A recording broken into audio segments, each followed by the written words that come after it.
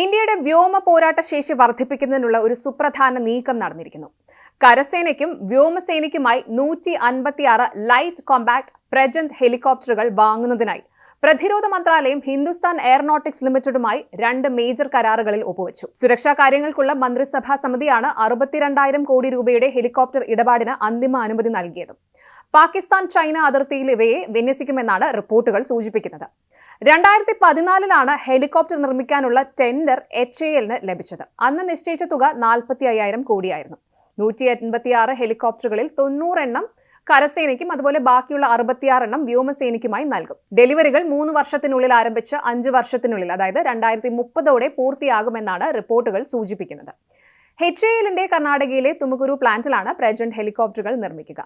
ഒരു പ്രത്യേകത കൂടിയുണ്ട്. ഇന്ത്യയിലെ ആദ്യത്തെ തദ്ദേശീയമായി രൂപകൽപ്പന ചെയ്ത് വികസിപ്പിച്ച യുദ്ധ ഹെലികോപ്റ്റർ കൂടിയാണിത്. 5000 മുതൽ 6000 മീറ്ററിന് മുകളിൽ ഉയരത്തിൽ പ്രവർത്തിക്കാനും ഗണ്യമായ ആക്രമണ പേലോഡ് വഹിക്കാനും കഴിവുള്ള ലോകത്തിലെ ഏക ഹെലികോപ്റ്ററാണ് പ്രജന്റ്. ശരിക്കും 1999 കാർഗിൽ യുദ്ധകാലത്താണ് അറ്റാക്കിംഗ് ഹെലികോപ്റ്റേഴ്സിന്റെ ഒരു ആവശ്യം ഇന്ത്യക്ക് വന്നത്. കൃത്യമായി പറഞ്ഞാൽ ഉയർന്ന ഉയരങ്ങളിൽ നിന്ന് പ്രവർത്തിക്കാൻ സാധിക്കുന്ന അറ്റാക്കിംഗ് ഹെലികോപ്റ്ററിനുള്ള ഒരു ആവശ്യം. കാർഗിൽ യുദ്ധകാലത്ത് ഇന്ത്യ പ്രധാനമായും MI-17 ഹെലികോപ്റ്ററുകളെയാണ് ആശ്രയിച്ചിരുന്നത്. ഒരു പരിധിവരെ MI-8നെയും പിന്നെ ചേതക് ഹെലികോപ്റ്ററുകളെയുമാണ് വിവിധ ആവശ്യങ്ങൾക്കായി ആശ്രയിച്ചിരുന്നത്. പക്ഷെ ഒരുപാട് ഉയരത്തിലുള്ള ശത്രുസ്ഥാനങ്ങളെ നേരിടാൻ ഇന്ത്യൻ സൈന്യം പാടുപെട്ടു. റഷ്യൻ നിർമ്മിത MI-25 അതുപോലെ MI-35 പോലുള്ള അറ്റാക്കിംഗ് ഹെലികോപ്റ്റേഴ്സ് ഉയരത്തിലുള്ള അറ്റാക്കുകൾക്ക് അനുയോജ്യമല്ലായിരുന്നു. റോക്കറ്റ് പോഡുകളുള്ള പരിഷ്കരിച്ച MI-17കളുടെ താൽക്കാലിക ഉപയോഗവും വിജയകരമല്ല എന്ന് തെളിഞ്ഞു. പ്രത്യേകിച്ച് പാകിസ്ഥാൻ സൈന്യം ഒരു MI-17 ഹെലികോപ്റ്റർ വെടിവെച്ച് ഇട്ടതിനു ശേഷം അങ്ങനെ ഒരു നിഗമനത്തിൽ എത്തുകയായിരുന്നു. അങ്ങനെ ഒരു പരിഹാരം, അതും തദ്ദേശീയമായ ഒരു പരിഹാരത്തിന്റെ അടിയന്തര ആവശ്യകത ഇന്ത്യക്ക് വന്നു. അങ്ങനെ 2006 LCH പദ്ധതിക്ക് സർക്കാർ അംഗീകാരം നൽകുന്നത്. 2010 മാർച്ചോടെ HAL ആദ്യത്തെ പ്രോട്ടോടൈപ്പ് വികസിപ്പിച്ചെടുത്തു. തുടർന്ന് സിയാച്ചിൻ ഹിമാനിയിൽ വിജയകരമായ ലാൻഡിംഗ് ഉൾപ്പെടെ വിപുലമായ പരീക്ഷണങ്ങളും നടത്തി.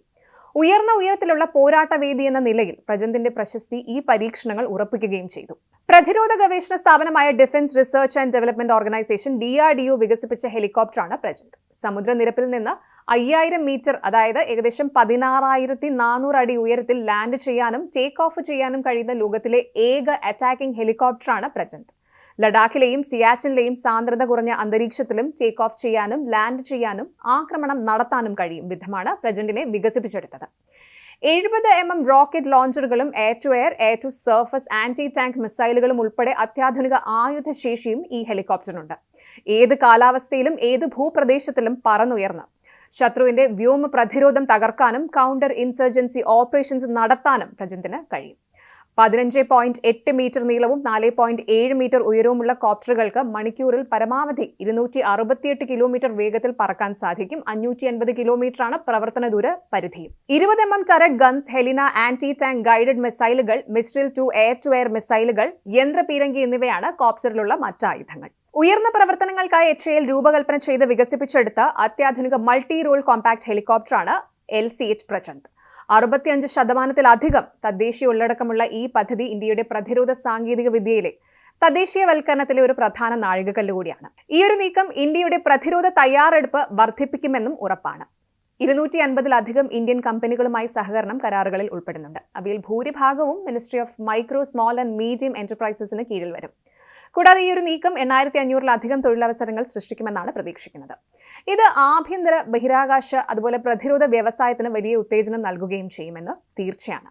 ഇപ്പോൾ ലോകത്തുള്ളതിൽ ഏറ്റവും ഉയർന്ന അറ്റാക്കിംഗ് പവറുള്ള പ്രജന്റേക്ക് ടാങ്കറുകൾ, ബങ്കറുകൾ അതുപോലെ ഡ്രോണുകളെ പോലും ആക്രമിക്കാൻ സാധിക്കും. എപ്പോഴും പ്രശ്നങ്ങൾ ഉണ്ടാകുന്ന ലഡാക്ക്, സിയാച്ചിനൊക്കെ പോലുള്ള വ്യത്യസ്ത ഉയരമുള്ള പ്രദേശങ്ങളിലെ പ്രവർത്തനങ്ങൾക്ക് പ്രജന്റ് മുതൽക്കൂട്ടാകുമെന്നും ഉറപ്പാണ്. ഈ മേഖലകളിലെ പരീക്ഷണ പറക്കലുകൾക്ക് ശേഷമേ ഇവ സൈന്യത്തിന് കൈമാറും.